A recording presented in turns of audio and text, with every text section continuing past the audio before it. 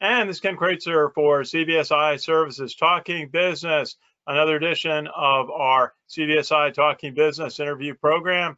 And we feature guests in the fields of banking, insurance, customer service, digital marketing, and business education, all to highlight the work being done by our team in Harrison, New York. We provide insurance-based benefits to the payments industry and customer service management.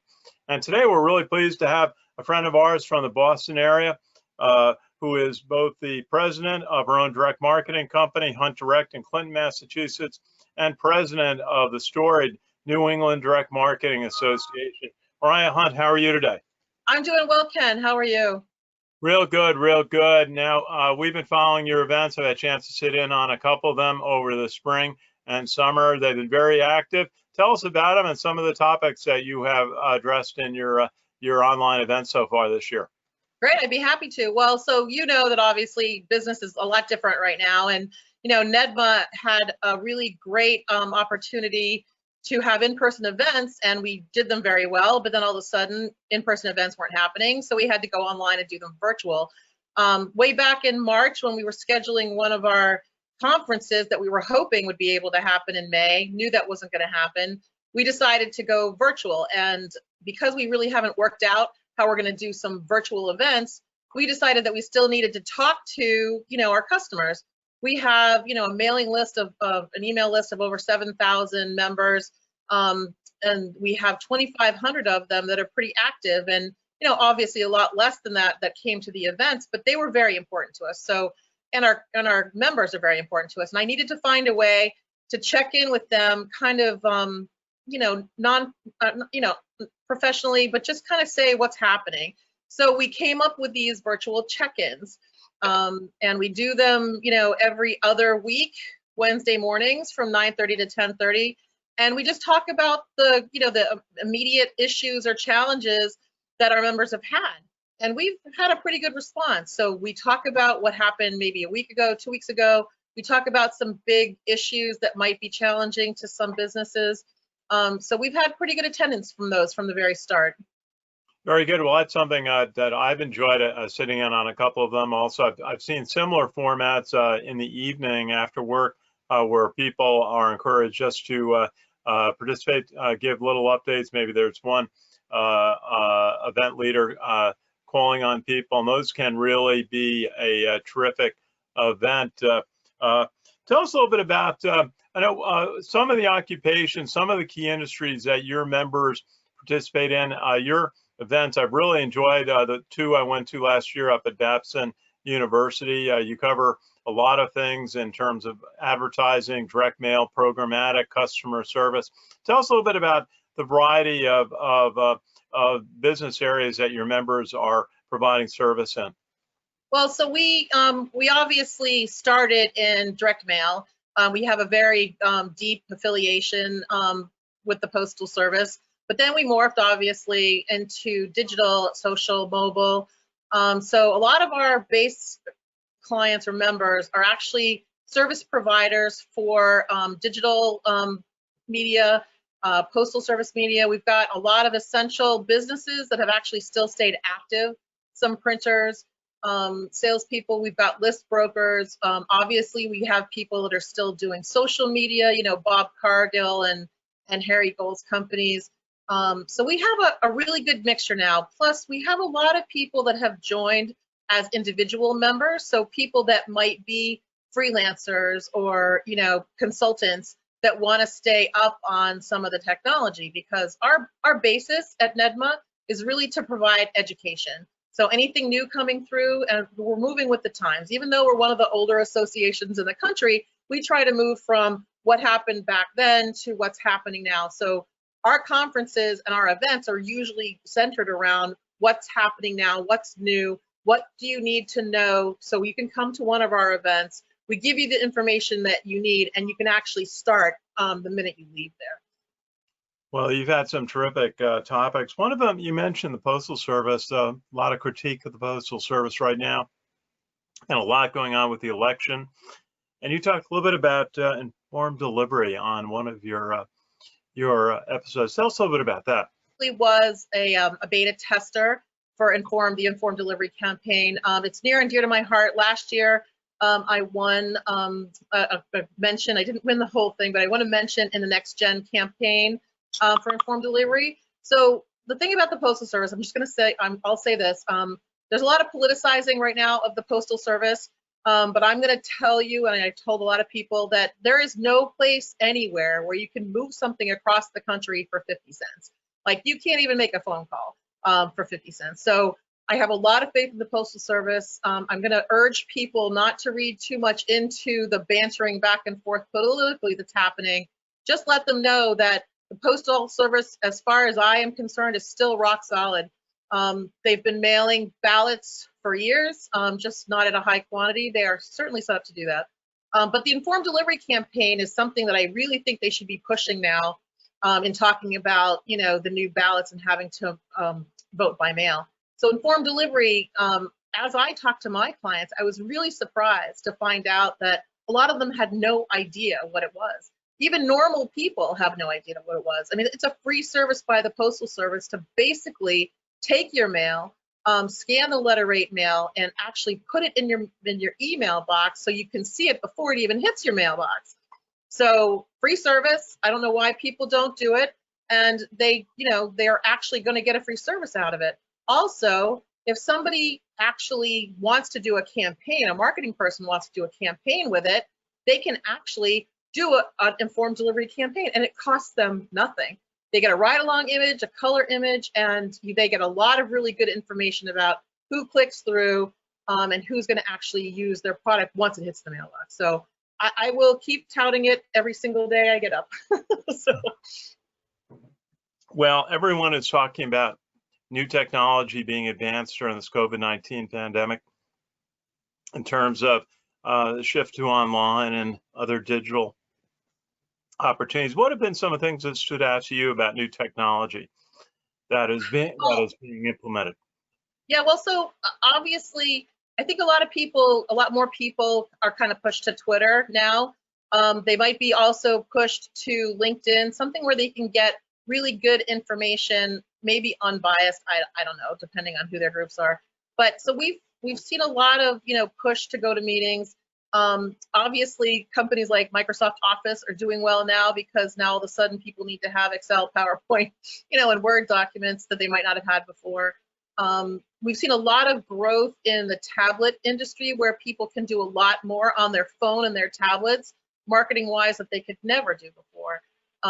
Just for instance, doing one of these meetings, I have a GoToMeeting, app on my phone. So if I'm not near my laptop or my computer, I can actually do it wherever I am. So I think it's made the world a lot smaller. It's trying to make the world a lot smarter. You don't want to take up a ton of time like you would have done on phone calls, so you need to be short and sweet and to the point whenever possible. Well, it's certainly I find that too. I find sometimes a lot of apps work better on my phone than they do even on a laptop. Right. And so it's a lot of things. What do your members feel like the fourth quarter is going to look like this year? I mean, we always say this time of year, well, what else can we do to add to business activity, generate revenue before the end of the year? But there's so many uncertainties and unknowns about what the balance of this year is going to look like going into next year. What do your members say about what they see for fourth quarter and the holiday season this year? Well, I think it depends on who you talk to, obviously. A lot of the sales people, I mean, I honestly feel a little bad for the sales guys because they're personal people, right? And it's a lot of problems for them not to be able to get in front of people. And it's a lot different to get in front of people on a video chat than in real life. You really can't, get the idea of, unless you're really looking at someone and sitting across from them.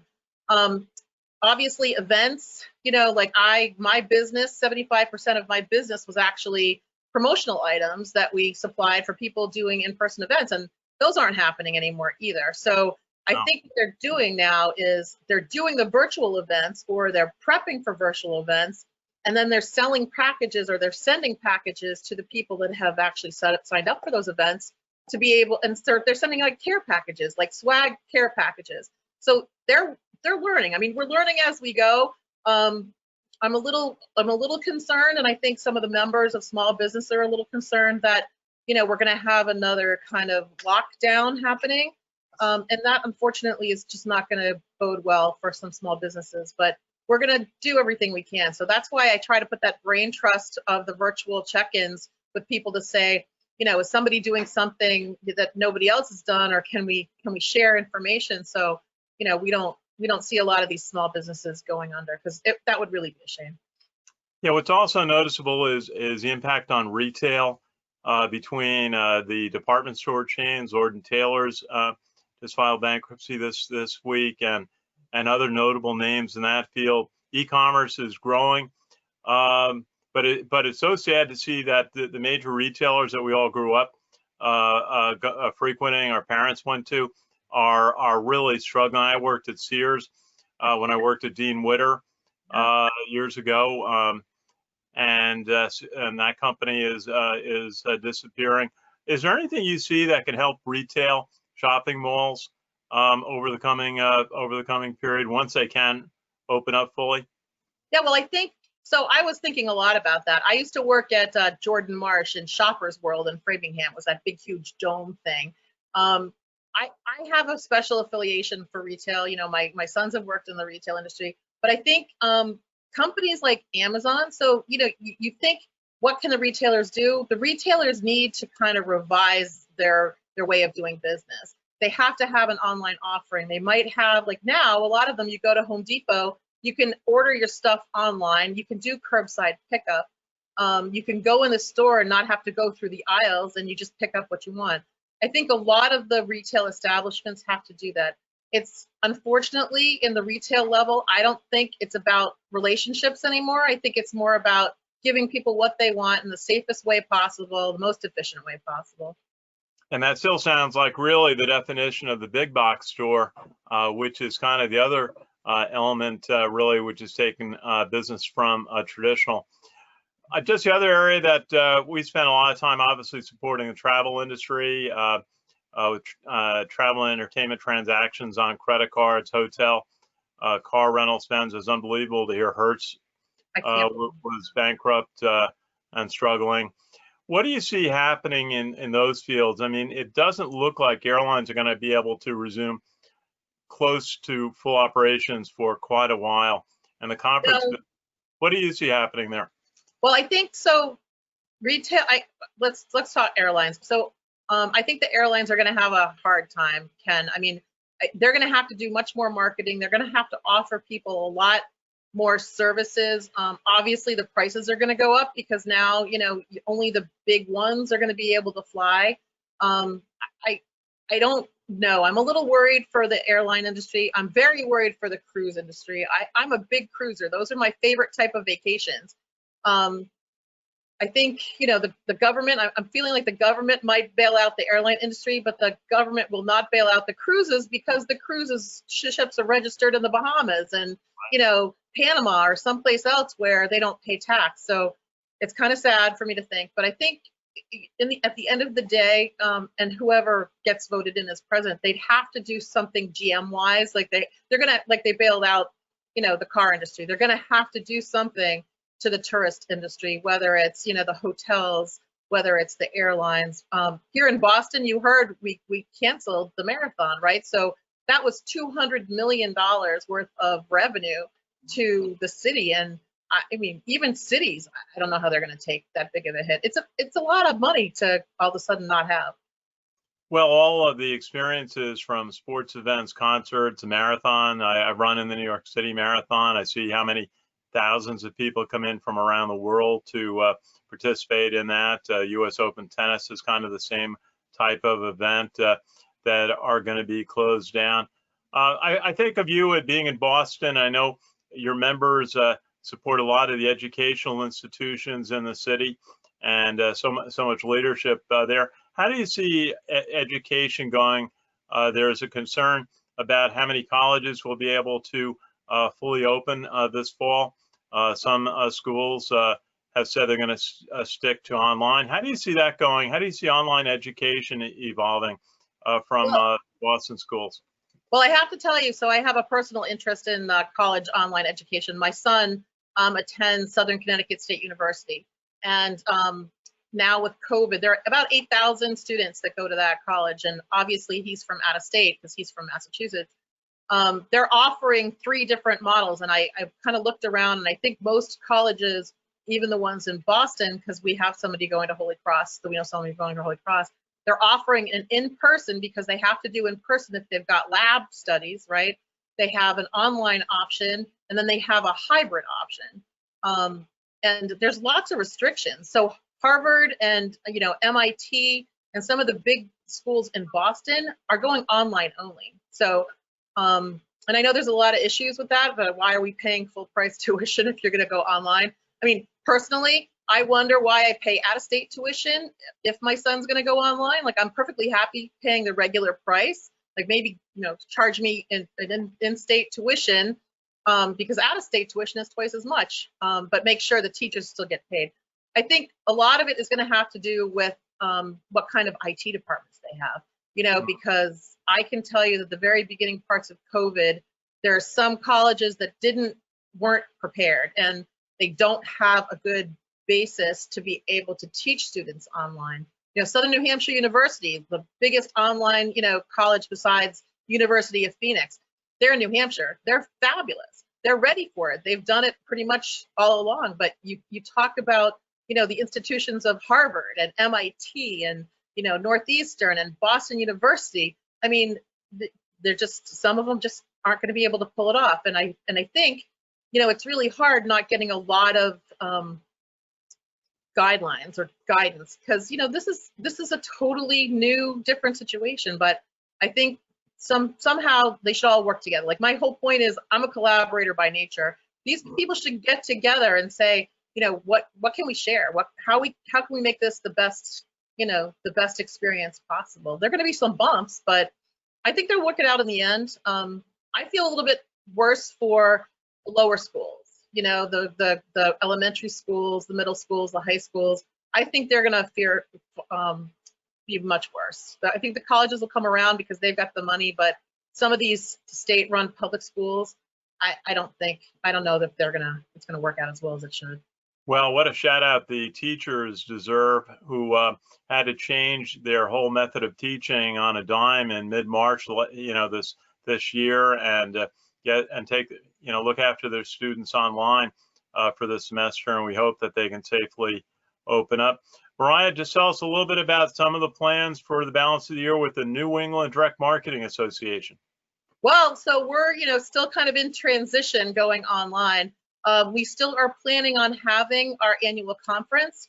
That one was normally in May at Bentley University, but we can't do that.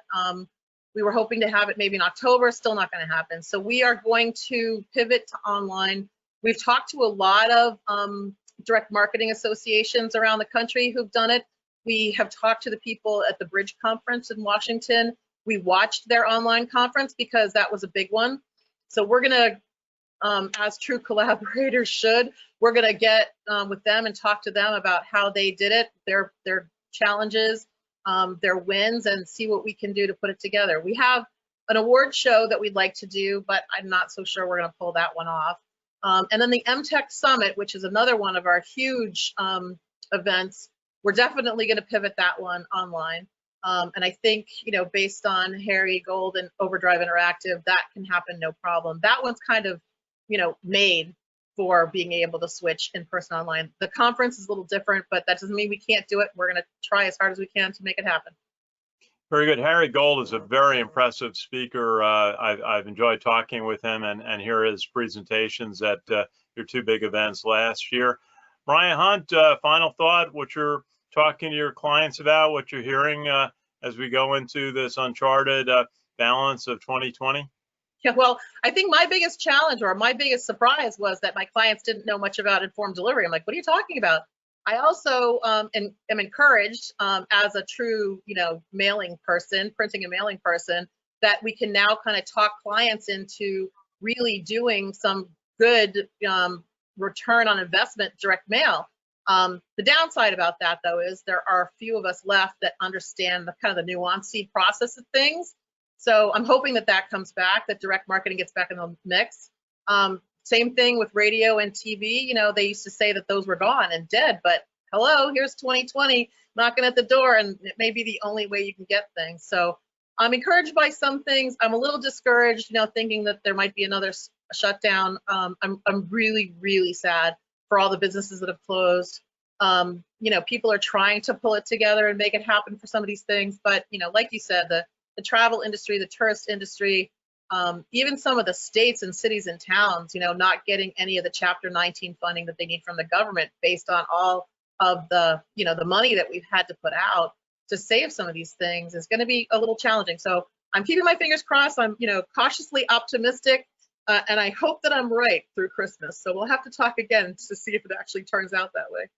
Mariah Hunt, you are always positive and enthusiastic and high energy, and I've really enjoyed being able to get back involved with the New England Direct Marketing Association. I remember going to an event where they were featuring the new databases that were supporting frequent flyer programs. Epsilon would do talks on those. I hate to tell you how long ago that was. I think it was back in the 80s. John Groman was getting an award, I remember, at one of the events. So it's really a pleasure to be able to participate, and we look forward to staying engaged with your organization. Mariah Hunt, thank you so much for joining us today. No, thanks for having me, Ken. I appreciate it. Thank you. Our pleasure. Good to see you. And this is Ken Kreitzer for CBSI Services Talking Business and our interview series, all highlighting our team back in Harrison, New York, working from home, but supporting our clients in the credit card and payments industry. Mariah Hunt, good to see you. We'll do this again. And for everyone, this is Ken Kreitzer for CBSI Services Talking Business. Have a great day, everybody.